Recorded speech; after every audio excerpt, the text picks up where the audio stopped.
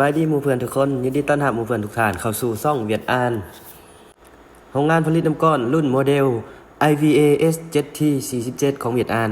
บ่เพียงแต่เป็นเครื่องเฮ็ดน้ำก้อนธรรมดาเท่านั้นหากยังเป็นเครื่องผลิตน้ำก้อนแบบครบวงจรสำหรับบรรดาวิสาหกิจขนาดกลางในปัจจุบันด้วยการออกแบบโครงสแตนเลส304ที่ให้ความแข็งแรงและมีประสิทธิภาพในการผลิตที่มั่นคงรุ่นโมเดล IVAS 7T47 กำลังดึงดูดความสนใจจากเจ้าของธุรกิจจำนวนหลายในอุตสาหกรรมอาหารและเครื่องดื่มและในวิดีโอนี้เราจะพาทุกท่านมาเบิ่งมาชมการออกแบบของจักรรุ่นนี้เครื่องรุ่นนี้มันมีข้อได้เปรียบข้อดีหยังแหน่เฮามาเบิ่งกันเลยสิ่งที่ท่านเห็นเป็นเครื่องเฮ็ดน้ำก้อน IVAS 7T47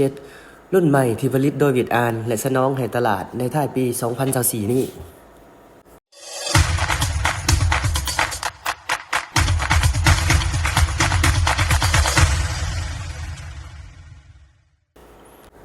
ประทับใจที่ทุกคนสามารถทำให้ได้ทันทีเมื่อเบิ่งเครื่องเฮ็ดน้ำก้อนรุ่นนี้รุ่น IVAS 7T47 นี่คือตัวโครงของเครื่องจะเฮ็ดด้วยสแตนเลส304คุณภาพสูงแตกต่างจากเครื่องเฮ็ดน้ำก้อนอื่นๆที่เฮ็ดออกมาในเมื่อก่อนอุปกรณ์รุ่นนี้ตอบสนองความทนทานที่โดดเด่นและป้องกันการเข้าเมี่ยงขึ้นสนิมการออกแบบนี้มันมีความจำเป็นหลายเพราะว่าตัวเครื่องผลิตน้ำก้อนจะอยู่ในสภาพแวดล้อมที่มีการเปียกสุ่มอยู่ตลอดเวลาและถึงน้ำตลอดเวลานี่เป็นประโยชน์อันใหญ่หลวงโดยเฉพาะเวลาที่เครื่องต้องได้สัมผัสกับน้ำและความสุ่มซื่นอย่างต่อเนื่องในกระบวนการผลิตน้ำก้อนซึ่งมันจะกันบ่ให้ขึ้นสนิมขึ้นเมี่ยงนั่นเองและเครื่องจักรของเฮาก็จะมีอายุการใช้งานที่ยาวนานยิ่งขึ้นสแตนเลส304บ่เพียงแต่ช่วยยืดอายุของตัวเครื่องแต่ยังเฮ็ดให้เครื่องมีความเงางามเฮ็ดความสะอาดได้ง่ายและรักษารูปลักษณะที่สะอาดอย่างเป็นมืออาชีพและโครงสแตนเลส304นี่ยังเฮ็ดให้ตัวเครื่องเฮ็ดน้ำก้อน IVAS 7T47 มีลักษณะที่ทันสมัยหรูหราและคลาสสิกการออกแบบที่ทนทานของรุ่น IVAS 7T47 นี่ช่วยให้เครื่องจักรเฮ็ดเวียกได้อย่างมั่นคงจำกัดการสั่นสะเทือนและเสียงรบกวนในระหว่างการปฏิบัติงานและตัวเครื่องนี่กำลังผลิตอยู่ที่7ต้นต่อ24ชั่วโมงน้ำก้อนที่ออกมาสำเร็จรูปจะมีคุณภาพสูงการออกแบบที่มีกำลังการผลิตถึง7ต้นต่อ24ชั่วโมง IVAS 7T47 แม้นเป็นการแก้ไขที่สมบูรณ์แบบสำหรับธุรกิจขนาดน้อยและขนาดกลางที่ต้องการการผลิตน้ำก้อนจำนวนหลายความสามารถในการผลิตอย่างต่อเนื่องโดยความที่ว่องไวคุณภาพของตัวน้ำก้อนที่ผลิตออกมาแล้วจะมีความสื่อและให้ความงามเพียงกันได้น้ำก้อนหมุนน้อยช่วยให้เครื่องรับประกันผลผลิตเพียงพอเพื่อตอบสนองความต้องการของผู้บริโภคตลอดเวลาถึงแม้ว่าความต้องการจะเพิ่มขึ้นในฤดูร้อนก็ตาม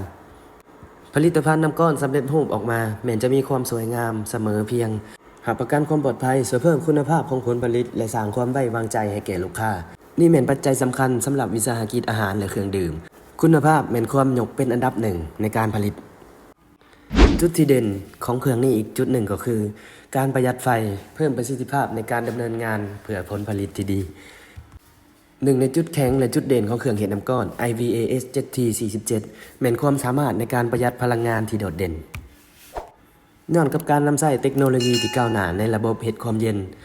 องค์ประกอบต่างๆของตัวเครื่องแม้นจะเป็นของแท้ 100% คุณภาพสูงสำหรับตัวเครื่องจะบ่ได้ใช้ผลิตภัณฑ์ที่มีการนำใช้มาก่อนรับประกันประสิทธิภาพที่โดดเด่นกระบวนการผลิตการคุ้มครองคุณภาพแม่นผ่านมาตรฐาน ISO 9001:2015เครื่องจักรเทคโนโลยีของเยอรมันได้รับการผลิตและรับการทดสอบคุณภาพอย่างเข้มงวดเป็นสินค้าที่สั่งจองพิเศษสำหรับเครื่องผลิตน้ำก้อนอุตสาหกรรมของเวียดอ่านระบบอิเล็กทรอนิกส์ของเครื่องจักรแม่นนำเข้าจากบริษัทแดนฟอร์ดฟินแลนด์และมีระบบแยกไอแก๊สจากของเหลวในเส้นทางแยกต่างหากซึ่งนี่เป็นความพิเศษในการก้าวหน้าช่วยปกป้องและป้องกันเครื่องจากการปนเปื้อนกับของเหลวในขณะเดียวกันยังช่วยสามารถยืดอายุของเครื่องจักรได้นานเครื่องเฮ็ดน้ำก้อน IVAS 7T47 เวลาเปิดใช้งานแหล่นตัวจริงแม้นจะมีความเงียบหลายและช่วยประหยัดไฟอย่างหลากหลายค่าใช้จ่ายในการผลิตในระยะยาวปรับปรุงผลกำไรของธุรกิจและเป็นตัวช่วยที่มีประสิทธิภาพในการดำเนินงานธุรกิจอย่างแข็งแรงเมื่อเทียบใส่กับหน่วยงานอื่นในเขตอุตสาหกรรมเดียวกันและจุดเด่นอีกจุดหนึ่งที่บ่สามารถเว้าถึงบ่ได้นั่นก็คือง่ายต่อการปฏิบัติงานและการนำใช้เครื่องเฮ็ดน้ำก้อน IVAS 7T47 ถูกออกแบบด้วยระบบแผงควบคุมที่อัจฉริยะใช้งานง่ายระบบตู้ไฟมันเฮ็ดด้วยสแตนเลส304ที่มีคุณภาพสูงตัดด้วยเครื่องตัด CNC Laser ที่มีความแม่นยำสูงระบบตัวชี้วัดไฟและปุ่มควบคุมจะถูกจัดเรียงตามมาตรฐานและง่ายต่อการนำใช้มีระบบเฮ็ดน้ำก้อนอัตโนมัติและเฮ็ดด้วยมือเพื่อให้ผู้ประกอบการเลือกใช้และมีความหาวหาญในการผลิต ขบวนการปฏิบัติของเครื่องแม้นจะง่ายได้ถึงแม้ว่าผู้ที่บ่มีประสบการณ์ด้านวิชาการสูงก็สามารถดำเนินการเครื่องจักรนี้ได้อย่างง่ายได้หลังจากได้การชี้นำจากทีมงานวิชาการของเวียดนามมูลค่าการลงทุนระยะยาวทางเลือกที่ฉลาดสำหรับนักธุรกิจเครื่องเฮ็ดน้ำก้อน IVA SZT47 ด้วยการผลิตน้ำก้อนที่มั่นคงและมีความทนทานสูงอายุการนำใช้หลายกว่า15ปีตัวเครื่องไม่มีความสามารถสูงสามารถประหยัดไฟฟ้าลดผ่อนค่าใช้จ่ายในการดำเนินงานลดผ่อนค่าใช้จ่ายในการผลิตเพิ่มกำไรคุณภาพน้ำก้อนที่สวยงามและเพียงกันดีตอบสนองความต้องการของลูกค้าสูงสุดสร้างความได้เปรียบให้แก่ทานในการแข่งขันสำหรับธุรกิจสิ่งเหล่านี้แสดงให้เห็นว่ารุ่น IVA SZT47 เป็นทางเลือกที่นักลงทุนฉลาดแท้ๆสำหรับธุรกิจขนาดน้อยขนาดกลางที่ต้องการเพิ่มความสามารถในการผลิตและการขยายการครอบครองตลาดธุรกิจน้ำก้อนถึงแม้ว่าค่าใช้จ่ายในการลงทุนเบื้องต้นของเครื่องเฮ็ดน้ำก้อน IVA SZT47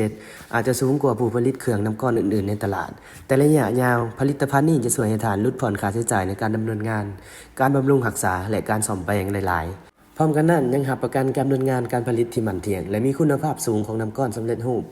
สร้างทายได้เปรียบในการแข่งขันให้บรรดาวิสาหกิจญาติแย่งเอาลูกค้าและครอบครองตลาดสรุปหาจุดที่พ้นเด่นที่ได้กล่าวมาข้างต้นนั้นแน่นอนว่าหมู่เพื่อนทุกท่านจะเห็นดีว่าเครื่องเฮ็ดน้ำก้อน IVA SZT47 ของเวียดนามเป็นผลิตภัณฑ์ที่น่าเชื่อถือเหมาะสมกับการลงทุนของวิสาหกิจขนาดน้อยและขนาดกลางรุ่น IVA SZT47 บ่เพียงแต่ช่วยปรับปรุงประสิทธิภาพในการผลิตแต่ยังนำเอาคุณค่าทางด้านเศรษฐกิจให้แก่นักธุรกิจถ้าหากว่าท่านกำลังซอกหาวิธีแก้ไขในการผลิตน้ำก้อนที่มีประสิทธิภาพ